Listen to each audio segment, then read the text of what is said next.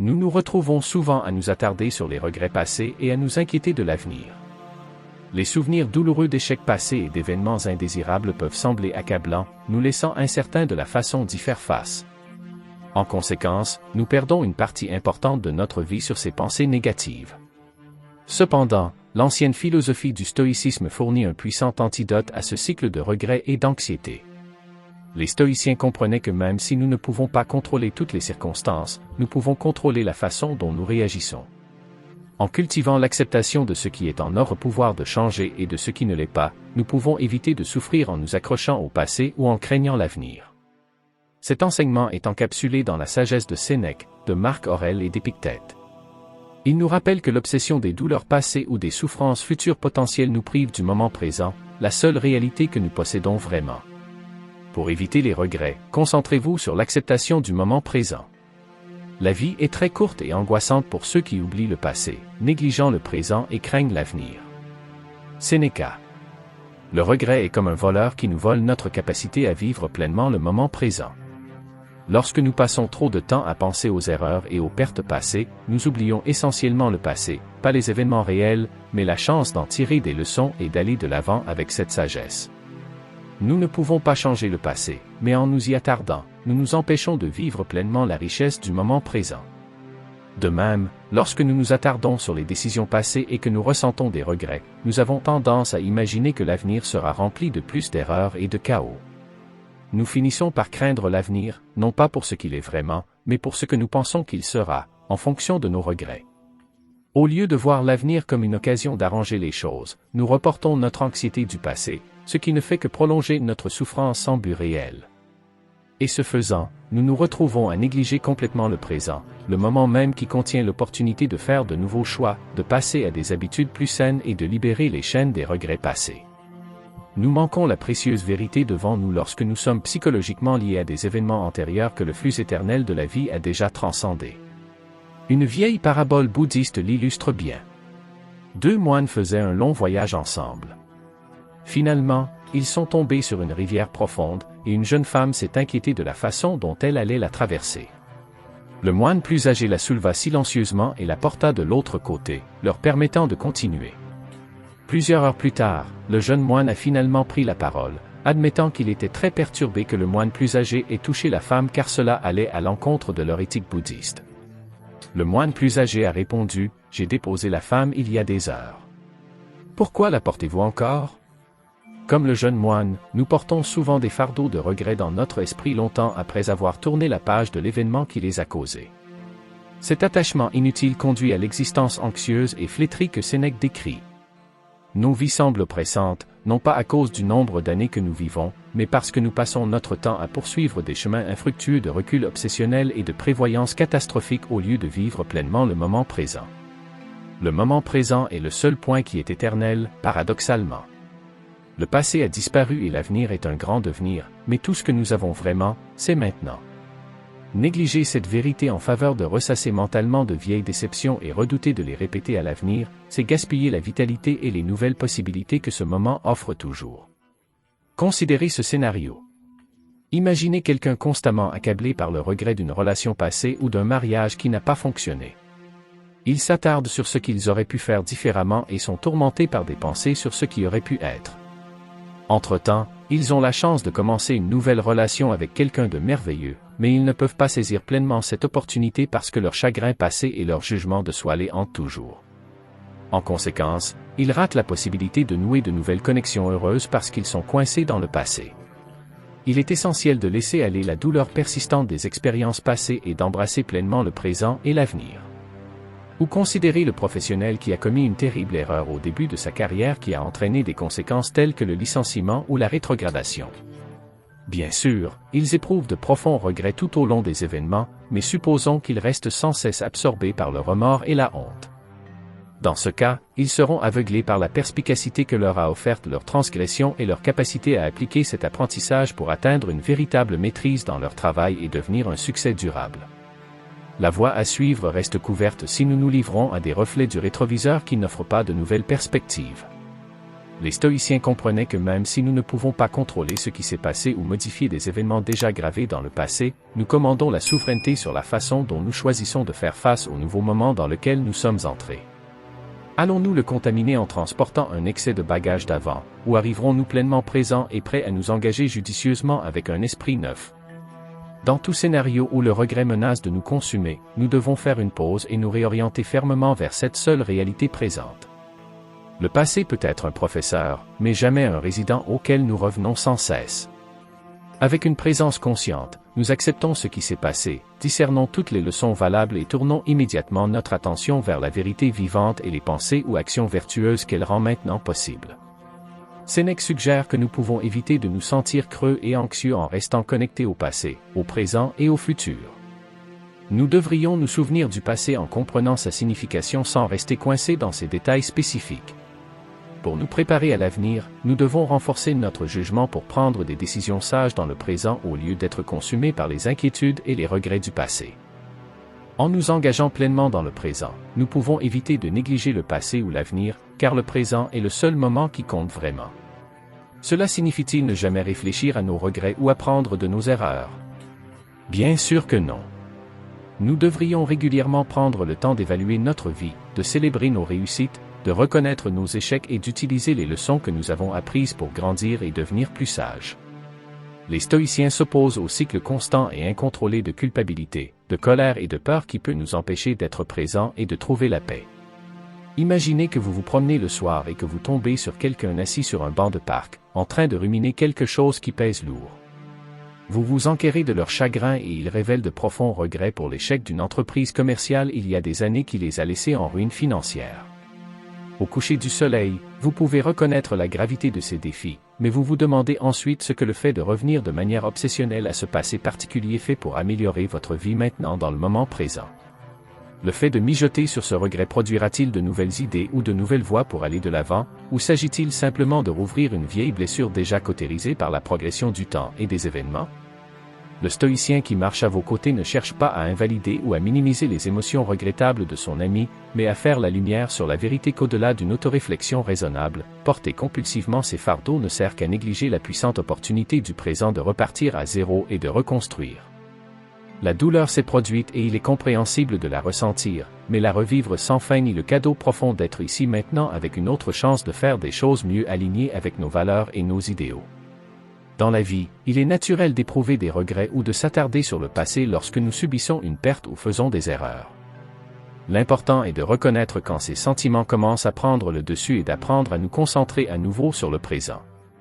Même lorsque c'est difficile, nous pouvons trouver de nouvelles opportunités dans le présent, même si nous devons regarder à travers le prisme des erreurs passées. Tout comme un marin qui ajuste sa trajectoire dans des conditions météorologiques changeantes, nous pouvons prendre des décisions intelligentes pour relever les défis tout en saisissant les opportunités du moment présent. Alors, lorsque les malaises du regret surgissent, faites une pause, respirez, réfléchissez avec soin à toutes les leçons valables, puis retournez de manière décisive toute votre attention pour vous engager avec les réalités devant vous ici et maintenant. C'est là que se trouvera votre chemin futur vers la croissance et même la transcendance des anciennes douleurs, non pas dans le rétroviseur où seules les ombres du passé subsistent, mais sur les horizons ascendants illuminés par votre présence éveillée. Là, comme nous le rappelle Sénèque, nos vies seront plus riches au lieu d'être courtes et anxiogènes. Toute une vie attend ceux qui résistent à revivre ce qui était et s'abreuvent profondément du courant intemporel de la conscience du moment présent. Libérez-vous des chaînes des souffrances passées et futures. Deux éléments doivent donc être extirpés une fois pour toutes, la peur de la souffrance future et le souvenir de la souffrance passée, puisque la seconde ne me concerne plus et que la première ne me concerne pas encore. Sénèque, le regret est un ennemi redoutable, faisant la guerre à notre paix intérieure sur deux fronts, le passé que nous ne pouvons pas changer et l'avenir que nous ne pouvons pas contrôler. Elle nous lie à la douleur du passé et nous remplit de peur que l'avenir soit façonné par les mêmes luttes. Mais Sénèque fournit un moyen de se libérer de ces chaînes en nous enlevant le pouvoir que nous donnons au souvenir et à l'attente de la souffrance. Le souvenir des souffrances passées n'a d'autre but pratique que de rouvrir des plaies scellées et d'assécher notre vitalité actuelle. Quoi qu'il en soit, cette souffrance est déjà passée dans l'histoire et ne peut être changée. La seule réflexion que nous devrions avoir sur de tels événements est d'en tirer des leçons et de guider nos actions actuelles, puis de ramener rapidement nos esprits au moment présent, libérés du fardeau des traumatismes qui n'existent plus en dehors de nos perceptions. Une personne qui regrette la fin d'une relation passée ne gagne rien à rejouer constamment sa fin. La relation est terminée et les deux parties sont passées à autre chose. S'attarder continuellement sur la façon dont il s'est effondré ne fait que créer une douleur émotionnelle inutile. L'événement appartient au passé et nous devrions éviter d'en être obsédés. Au lieu de cela, nous devrions nous concentrer sur la guérison et diriger notre énergie vers les nouvelles opportunités de la vie. De même, la peur de la souffrance future implique la création de scénarios d'horreur potentiels qui ne deviendront peut-être jamais réalité. Lorsque nous nous accrochons à des souvenirs douloureux du passé et que nous les projetons dans l'avenir, nous finissons par redouter l'intimité potentielle et nous attendre à des chagrins d'amour répétés. Nous pouvons également commencer à croire que toutes les activités futures sont vouées à l'échec. Dans les deux cas, nous construisons des récits complexes de souffrance dans notre esprit qui ne deviennent réels que lorsque nous commençons à les traiter comme inévitables. Une personne qui a peur de faire l'expérience de la douleur de l'échec qu'elle a ressenti dans le passé évite de participer pleinement à la vie dès le début, assurant ainsi la souffrance qu'elle craignait par la non-participation et jouant trop prudemment. Leurs fantasmes élaborés de désastre deviennent des prophéties autoréalisatrices, non pas à cause de réalités futures inhérentes, mais à cause de leur étreinte de l'angoisse spéculative. Lorsque nous nous livrons à l'obsession des souvenirs de la douleur tout en paniquant simultanément à l'idée que ces douleurs se répètent sans fin, nous glissons dans ce que les stoïciens appelaient la double contrainte, sans être pleinement présents et préparés aux nouvelles circonstances qui se présentent à nous, ni mentalement libres de faire nos meilleurs choix avec lucidité. Nos angoisses nous emprisonnent entre des cellules jumelles de tourments passés et futurs, tandis que le plus proche de la paix est de les rejeter comme des mirages nous distrayant du véritable ici et maintenant, à travers lequel réside notre liberté. Pour nous libérer de cette situation, Sénèque propose une approche radicale. Nous devrions cesser de nous attarder sur les douleurs passées et refuser d'accorder de l'importance aux douleurs futures potentielles. En d'autres termes, nous devons développer une amnésie sélective à propos de tout ce qui pourrait nous retenir dans le regret ou nous amener à nous inquiéter de ce qui pourrait arriver. En adoptant l'attitude du passé qui ne me concerne pas encore, et de l'avenir qui ne me concerne plus, nous pouvons nous détacher à la fois du passé et du futur, brisant ainsi le cycle de la souffrance. Il ne s'agit pas de nier que des événements complexes sont produits ou ont pu se produire. Les stoïciens n'étaient pas naïfs quant aux défis potentiels de la vie. Cela signifie ne reconnaître leur impact qu'au moment précis où ils se sont produits ou se produiraient finalement, tout en préservant notre autonomie actuelle contre le fait d'être dominé par les souvenirs des douleurs passées ou de s'attarder excessivement sur des avenirs redoutés. La douleur a la possibilité d'entrer et de sortir de notre noyau, mais elle ne peut établir sa résidence permanente que si nous renouvelons continuellement son bail. Le processus de deuil après la perte d'un être cher en est un excellent exemple. Au début, l'angoisse lancinante de cette absence est complètement présente et inévitable. La perte est brute, nouvelle et dévorante. Dans ces moments-là, nous ne pouvons pas éviter que cette souffrance passée se reproduise vivement. Aucune pratique spirituelle ne peut immédiatement l'emporter sur ces émotions humaines intenses de chagrin. Cependant, au fur et à mesure que le temps passe et que nous nous adaptons à notre nouvelle réalité, il arrive un moment où continuer à s'attarder de manière obsessionnelle sur chaque souvenir regrettable ne sert plus à rien. Nous devons mettre les images de cette douleur dans leur cadre de souvenir, mais ne pas les entraîner dans ce moment présent et insister pour les revivre pleinement et vivement comme nous l'avons fait lorsqu'il était frais. Au contraire, c'est ignorer la sagesse de Sénèque. Nous défions la vérité que celle-ci ne me concerne plus, et au lieu de cela, nous gardons cette partie de notre conscience continuellement empêtrée dans une fin qui a déjà cessé de faire partie de notre histoire immédiate. Dans le deuil, nous regardons toujours vers l'avenir avec inquiétude aussi, nous demandant comment nous allons naviguer dans cette nouvelle existence sans que la lumière de notre être cher ne la réchauffe. Nous évoquons une infinité de scénarios de peur. Comment vais-je survivre aux événements futurs sans eux à mes côtés? Et si leur absence était si dévastatrice qu'elle détruisait ma volonté de continuer à vivre joyeusement et avec détermination? Ce faisant, note Sénèque, nous oublions que le premier ne me concerne pas encore. Les scénarios futurs imaginés qui nous inquiètent ne se produiront peut-être jamais comme nous l'espérons. Même si une version d'entre eux se produit, s'en inquiéter à l'avance ne fait que nous drainer de l'énergie dont nous avons besoin pour être pleinement présents alors que nous avançons étape par étape. Qu'il s'agisse de regrets ou d'une inquiétude excessive, ces tendances jumelles restent nos plus grands saboteurs psychologiques cachés, menaçant de nous engloutir dans une auto-torture récursive. Lorsque nous sommes piégés dans leurs griffes, nous perdons l'accès à la véritable richesse et à la vitalité de vivre les yeux ouverts dans l'instant. L'antidote de Sénèque est de rassembler la volonté d'une présence radicale, de résister à l'impulsion de transformer le passé et l'avenir en source sans fond de rumination et d'anxiété. Nous devons limiter nos défis à leur moment approprié et embrasser la liberté profonde que la présence apporte, nous isolant du refrain hanté du regret ou des répétitions générales obsessionnelles de la panique. Cela signifie-t-il ignorer toutes les leçons du passé et ne jamais envisager les contingences futures? Bien sûr que non. Les stoïciens étaient immensément proactifs et préparaient les gens.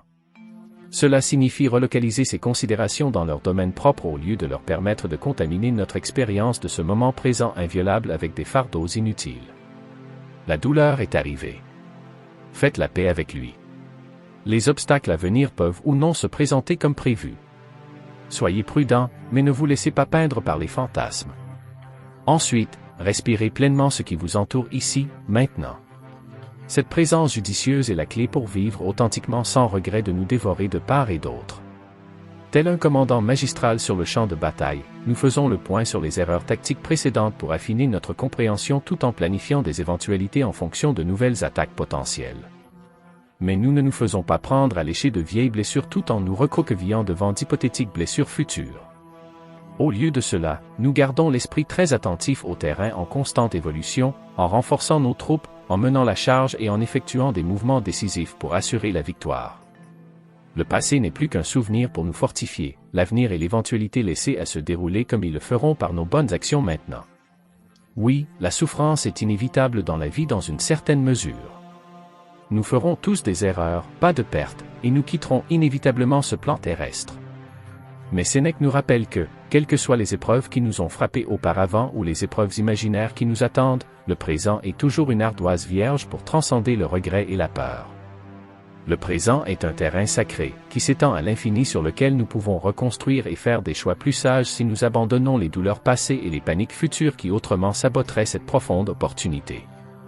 C'est le comble de la sagesse que d'aborder la vie avec équanimité, en puisant dans les connaissances des expériences antérieures sans les subir à nouveau, tout en se préparant avec prudence aux éventualités que nous ne pouvons pas contrôler, sans devenir l'otage de les redouter. C'est là que réside notre liberté ultime, être partout présent et donc pleinement armé pour façonner notre existence la plus magistrale, libéré des prisons jumelles des regrets de revivre ce qui a été et de prévivre ce qui ne se produira peut-être jamais. Vous ne possédez que l'éternel présent. Ensuite, rappelez-vous que le passé et le futur n'ont aucun pouvoir sur vous. Seul le présent, et même cela, peut être minimisé. Alors que Sénèque nous instruit à éradiquer l'obsession des souffrances passées et futures potentielles, Marc Aurèle s'appuie sur cela en nous rappelant sans embâche que le passé et l'avenir sont des fantômes métaphysiques que nous permettons faussement de hanter nos cœurs et nos esprits. Ils n'ont aucune réalité tangible ni aucun pouvoir sur vous. Nous les responsabilisons en nous concentrant sur des moments qui, littéralement, n'existent pas. Le passé est une abstraction, un rêve qui s'est dissipé, quelle que soit la vivacité avec laquelle nous essayons de le ressusciter à travers des souvenirs, des regrets ou une reviviscence émotionnelle. Et l'avenir est un fantasme encore plus ténu, un devenir qui est à jamais défait jusqu'à l'instant même, il émerge comme le moment présent. Emprunter l'angoisse ou l'anxiété à ces non-réalités fantomatiques s'apparente à de la souffrance sur des fruits de notre imagination. Aurèle insiste encore plus fortement sur le fait que nous ne devons pas être dérangés par des choses qui n'existent pas réellement, que le passé est terminé et que le futur n'a pas encore eu lieu. De plus, nous pouvons minimiser l'impact de nos expériences actuelles. Cette suggestion puissante capture l'enseignement de base des stoïciens. Bien que nous ne puissions pas contrôler toutes les circonstances de notre vie, nous avons le contrôle sur l'importance que nous accordons à chaque événement. Nous connaissons tous des gens qui semblent intensément déstabilisés par les questions les plus mineures. Un orteil écrasé les plonge dans des crises de colère dramatiques, ou une brève averse gâche toute leur journée. Entre-temps, nous avons vu d'autres personnes endurer des défis même graves, comme des maladies graves ou la perte d'êtres chers avec une grâce et un équilibre suprême. Les situations n'étaient pas nécessairement différentes, mais les réponses et les points de vue adoptés dictaient leurs impacts radicalement divergents. Une personne a laissé le présent se profiler aussi largement que les regrets passés ou la pensée catastrophique future. L'autre minimisait son contrôle sur leur équilibre émotionnel. Encore une fois, il ne s'agit pas de nier une douleur authentique ou d'être indifférent lorsque des changements majeurs de la vie nous obligent à être émus de manière humaine. Il s'agit de permettre constamment aux petites choses d'occuper une grande place dans notre esprit, au point que notre expérience du présent devienne exagérée en préoccupations écrasantes, perturbant notre clarté et notre équilibre. Lorsque nous suivons le conseil d'Aurel de réduire notre réactivité au flux de pensées, de sentiments et d'impulsions qui nous portent à chaque nouveau moment, nous améliorons notre capacité à faire face aux bénédictions et aux défis de la vie avec un véritable sang-froid. Nous sommes donc chargés d'une triple pratique. Premièrement, ne pas donner de légitimité à se vautrer dans la non-réalité du passé. Deuxièmement, ne pas insuffler la non-réalité de l'avenir avec notre fiction effrayante. Troisièmement, rencontrer la grande vérité du présent aussi légèrement et délibérément que possible. Cette vigilance ultime sur ce que nous laissons s'attarder dans notre espace mental nous libère pour embrasser chaque moment brillant alors qu'il s'épanouit ouvertement, sans que les regrets d'hier ou les effraies de demain n'évincent notre expérience ressentie de ces révélations. Avec une pratique régulière, nous apprenons à nous reposer plus vivement sur l'océan de ce moment, sans reconstruire mentalement les anciens rivages que nous avons quittés ou essayer de contrôler les vagues qui ne sont pas encore arrivées. Nous laissons le passé et l'avenir être, tout en nous enracinant pleinement dans le seul territoire qui est le nôtre à expérimenter avec un minimum de bagages ou de fantasmes qui nous distrait. À partir de ce lieu de présence centré, nous restons des canaux plus simples pour répondre à l'appel et aux cadeaux que chaque nouveau fournit maintenant. Trouver de la gratitude, pas des griefs. C'est un homme sage qui ne s'afflige pas pour les choses qu'il n'a pas, mais qui se réjouit de celles qu'il a. Épictète. Un complément puissant aux enseignements de Sénèque et d'Aurel sur la transcendance des obsessions passées futures et le guide d'Épictète sur la réduction de nos griefs concernant ce qui nous manque, tout en cultivant activement la gratitude pour ce dont nous avons été honorés dans cette vie. À la base, le penchant pour le regret et la pensée provient du fait que l'on se fixe sur les manques, les omissions, les échecs ou les déceptions au détriment de l'appréciation des bénédictions abondantes qui nous entourent chaque jour. Lorsque nous nous surprenons à regretter des choses que nous avons manquées ou que nous n'avons pas encore accomplies, cela nous met dans un état d'esprit de pénurie et de manque émotionnel. Il est naturel de ressentir une certaine tristesse et la nostalgie de besoins ou de désirs non satisfaits, mais les laisser se transformer en griefs totaux nous piège dans un cycle de sentiments constants de privation, d'infirmité ou de victimisation de la réalité pour ne pas nous avoir donné ce que nous pensons avoir le droit d'avoir. Épictète décrit le sage comme évitant la détresse inutile en changeant sa façon de voir ses désirs et ses attentes. Au lieu de se sentir automatiquement triste à propos de choses qu'il n'a pas obtenues ou vécues, il se concentre sur la gratitude pour ce qu'il a déjà. Ce léger changement de perspective change complètement le ton de nos vies, passant du manque et de l'anxiété à la gratitude et à la satisfaction. Un exemple clair est lorsqu'un ami exprime de profonds regrets de ne pas avoir d'enfant et pense qu'il pourrait bientôt être trop tard. Il est important de reconnaître la douleur de ce désir inassouvi avec compassion. Cependant, l'ami peut alors commencer à s'attarder sur toutes les choses qu'il a l'impression de manquer, comme ne pas vivre les moments importants de son enfant, être incapable de partager les connaissances de la famille et abandonner le rêve d'avoir une grande famille élargie. Lorsqu'ils sont pris dans ces sentiments de perte, ils peuvent négliger les joies significatives, les connexions et les opportunités de croissance personnelle que leur vie actuelle offre déjà. Le sage sur le même chemin répond à l'aveu de son ami avec empathie et une réorientation perspicace. Je comprends votre douleur de vouloir des enfants et de ne pas en avoir. C'est un désir humain noble et compréhensible. Cependant, je vous invite humblement à considérer les trésors remarquables que vous possédez et dont d'autres peuvent être en deuil. Vous avez une liberté autonome sur votre temps et vos énergies, la possibilité de nourrir d'autres activités créatives, d'approfondir des liens avec des amis qui sont des familles de votre choix, et de servir de tante ou de mentor nourricier aux jeunes à la recherche de guides de sagesse. Se concentrer trop insulairement sur l'absence d'un rêve profond mais non réalisé pourrait vous rendre aveugle aux innombrables autres rêves qui fleurissent tout autour de vous en ce moment même. Le sage ne diminue pas la légitimité du deuil lui-même. Ils reconnaissent que la tristesse face à la perte est une expérience humaine naturelle qu'ils ont également endurée et qu'ils endureront à nouveau. Mais ils refusent de laisser cette tristesse prendre le dessus et disqualifient tous les autres aspects de la situation actuelle qui sont encore en train de s'accomplir. Ils se concentrent sur la recherche et l'amplification de ce qui fonctionne afin qu'ils puissent être reconnaissants pour le présent plutôt que de ruminer sans fin sur ce qui leur a échappé. Maintenir cette perspective, c'est garder sa vitalité et son sens de l'implication dans la plénitude de la vie malgré les hauts et les bas que chacun connaît. Apprenons à sensibiliser pour avoir une vue d'ensemble de ce qui nous a été donné. Dans ce cas, nous pouvons éviter le cycle de vouloir toujours plus, de regretter de gaspiller et de croire que la vraie vie ne se passe que dans un endroit hors de portée.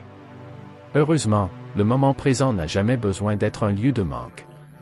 Il contient toujours tout ce qu'il faut pour grandir si nous changeons de perspective pour l'apprécier correctement. Le sage se souvient toujours de leur suffisance au lieu de se concentrer sur les lacunes, car ils mettent l'accent sur le bien dans l'ensemble plutôt que sur les défauts inévitables. Supposons que la tristesse surgisse à cause de rêves non réalisés ou d'erreurs. Dans ce cas, comme il se doit, ils l'observent avec une conscience spacieuse avant de rediriger leur attention vers l'abondance déjà présente dans leur existence qu'ils peuvent célébrer. De ce point de vue, le regret ne peut pas se calcifier en nous parce que nous ne le laissons pas coloniser jusqu'au moindre recoin de notre cœur. Elle surgit, comme toutes les émotions, et suit son cours naturel, puis notre allégeance choisie demeure, célébrant activement chaque aspect positif de notre expérience actuelle. En tenant la gratitude comme point d'ancrage, les douleurs et les déceptions d'hier relâchent plus librement leur emprise, laissant place à notre savouration sincère de la richesse disponible dès maintenant. Nous avançons dans la vie non pas fixés sur ses déficits, mais savourant les richesses des connexions, des leçons, des opportunités et des joies simples qui nous entourent à chaque tournant lorsque nous avons des yeux pour les percevoir. Ce cycle fortifiant d'appréciation préserve notre motivation, notre résilience et notre sens de l'abondance de la vie, faisant apparaître les regrets comme des nuages passagers appréciés pour leur texture avant de se dissiper dans le ciel ouvert de l'éternel présent. Le don éternel du présent, offrez-vous un cadeau, le moment présent.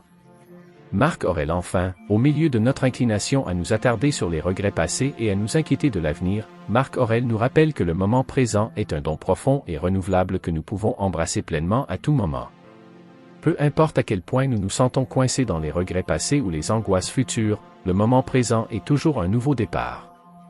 Cela nous permet de recentrer notre conscience sur la réalité du présent plutôt que sur des scénarios imaginés. Se donner le moment présent, c'est récupérer votre libre arbitre souverain sur l'endroit où vous placez votre attention et sur les aspects du vaste événement que vous permettez de prendre le pas dans votre expérience intérieure. Il s'agit de se départir consciemment des pensées compulsives et en boucle sur ce qui était ou pourrait être et de réaligner votre esprit avec ce qui est ici et maintenant dans toute sa richesse et ses possibilités. Le miracle du présent est qu'il reste toujours disponible, peu importe à quel point notre conscience est égarée dans des regrets ou des imaginations catastrophiques. Il attend patiemment notre retour comme un admirateur fidèle, prêt à nous embrasser à nouveau au moment où nous tournons notre regard et notre cœur vers ses offrandes d'argent. Pour accéder à ce don, il n'est pas nécessaire de faire de grands efforts, de faire preuve de sagesse ésotérique ou d'efforts intenses. Seulement un subtil pivot de perception, une réorientation douce vers la simple vérité de ce moment éternel que nous habitons perpétuellement, mais que nous oublions souvent de vivre en réalité. Lorsque nous nous retrouvons piégés dans les bastions de la douleur passée et des peurs futures, revivant constamment d'anciennes batailles ou nous préparant à de futures guerres hypothétiques, nous commençons à ressembler à l'image typique d'un soldat qui a été tellement battu et traumatisé que les compétences pour une vie ordinaire et paisible lui échappent. Même si le conflit est révolu depuis longtemps, il reste sur ses gardes contre les ennemis qui n'existent plus, craignant que tout retour à la vie civile ne fasse que ramener les dangers antérieurs. La paix elle-même devient l'inconnu effrayant que son esprit enfermé dans le combat ne peut pas gérer. Le regret et l'anxiété agissent comme des mines psychologiques similaires dispersées dans les champs de notre conscience. Ils nous séparent continuellement du terrain naturel de la présence chaque fois que nous nous rapprochons de trop près, menaçant de compromettre notre retour en toute sécurité à ce moment avec leurs voix intérieures insistantes qui codent la peur et s'auto-persécutent. Après avoir été soumis à de nombreuses mines terrestres douloureuses du passé ou à des attaques de panique à l'horizon de l'avenir, notre conscience s'institutionnalise dans la zone de guerre de quitter chroniquement le présent comme mécanisme de protection. Tant que nous continuons à nous défendre en nous préparant aux défis passés ou futurs, nous nous empêchons d'accéder à notre source la plus importante de force et de nourriture, le cadeau du moment présent. Ce moment présent est toujours à notre disposition, et il reste notre sanctuaire incassable, peu importe à quel point nous pouvons être tentés de le négliger. Lorsque les étreintes du regret ou de l'anxiété resserrent nos cœurs et nos esprits, nous devons avoir le courage et la sagesse de nous rapatrier constamment dans cette paix présente en percevant simplement ce moment avec des yeux sans tache, non pas en traitant ardemment chaque chagrin ancien ou inquiétude croissante, mais en laissant tomber ces fardeaux par la facilité surprenante de ne plus leur prêter aucun pouvoir sur notre attention. Le présent est toujours là, attendant de nous étreindre chaque fois que nous mettons fin à nos exils auto-infligés, un peu comme l'aîné desséché dans les histoires de villageois qui ermitent dans une grotte pour en ressortir, conférant une sage sagesse acquise au fil des années dans le calme. Le moment présent contient les clés pour déverrouiller notre moi le plus intrépide et le plus libre lorsque nous permettons à ces merveilles de nous infuser à nouveau. Il reste en vain cette réserve infinie de vitalité, de clarté et de joie, peu importe à quel point nous l'avons obstinément fermée par les paniques et les auto-accusations habituelles qui maintiennent notre déconnexion de son courant revitalisant. Pour s'offrir ce cadeau, il n'est pas nécessaire de pratiquer des pratiques transcendantales réservées aux seuls adeptes et sages. Il vous demande simplement d'arrêter de créer des moi et des royaumes imaginaires par une pensée implacable. Revenez à la raison et profitez du moment présent. Arrêtez de renoncer au présent pour des souvenirs ou des fantasmes qui ne peuvent pas nourrir le fait d'être pleinement présent. Dans le moment présent, toutes vos blessures reçoivent enfin leur guérison sacrée, non pas par l'effort de les réformer, mais en cessant de vous couvrir de leurs histoires imaginaires. Lorsque vous embrassez vraiment le moment présent comme le cadeau le plus précieux, vous lui permettez de briser toutes les barrières et complications pour raviver votre véritable essence, la partie de votre esprit non affectée par les bagages passés ou les inquiétudes concernant l'avenir. Il n'est pas nécessaire de le considérer comme un accomplissement incroyablement difficile, juste un ajustement répété à la simple vérité que le moment présent vous soutient toujours, et que seules vos croyances erronées pourraient vous faire penser le contraire. Abordé avec cette profonde aisance et cette réceptivité, le présent nous régénère sans cesse, non pas par des monologues de positivité manipulés ou un évitement ailé des fréquences les plus sombres de notre humanité.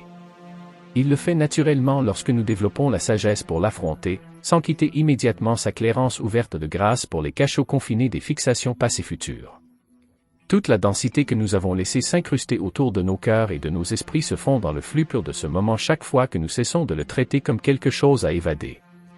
Dans cette étreinte légère du présent, nous voyons clairement comment nos misères précédentes avec un regret ou une anxiété excessive ont finalement été des choix autocontraignants pour renoncer à notre plus grand droit de naissance, la participation consciente aux chorégraphies étonnantes qui se déroulent à jamais en nous et autour de nous ici, maintenant. Alors que toute notre automortification provient de notre chute en arrière ou de notre inclinaison vers l'avant sur des plans d'existence qui n'étaient que de simples échos, ce moment est la seule vérité durable de l'être que nous pouvons rencontrer avec un aplomb et une célébration inébranlable. Notre ombilic est la source d'où notre moi le plus élevé tire un sens, un but et une joie. Alors offrez-vous ce cadeau avec une générosité féroce, à plusieurs reprises à chaque nouvel instant. Débarrassez-vous du bagage fantomatique qui vous obligerait à renier la révélation lumineuse et naissante de ce présent passager pour des saisies répétées de ce qui était ou de ce qui pourrait arriver. Déposez vos armes, laissez la fumée de la bataille se dissiper et rendez-vous avec gratitude dans l'interminable retour à la maison inaugurée par chacun maintenant sans défense. Lorsque vous le tenez si lâchement, ce moment éternel se révèle être le seul véritable cadeau que vous recevez jamais et tout ce qui vous manquait pour l'apprécier pleinement.